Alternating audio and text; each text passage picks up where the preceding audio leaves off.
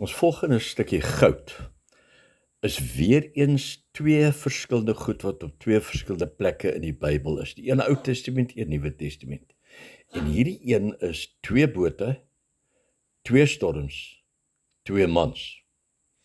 Ons sien in die Ou Testament 'n storm wat woed, klomp mense is op die boot en een ou lê op die boot en slaap en sy naam is Jona.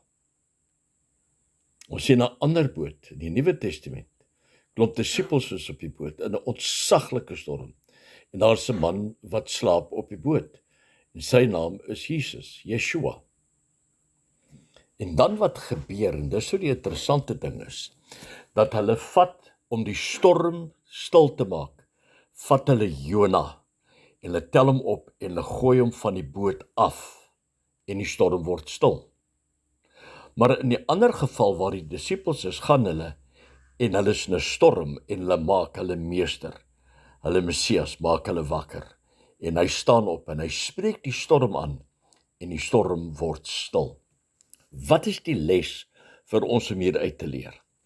Meeste van ons, of baie van ons, wanneer ons in die moeilikheid is, klou ons vas aan die rebellie in ons lewe, want dit is wat Jona verteenwoordig, was rebellie.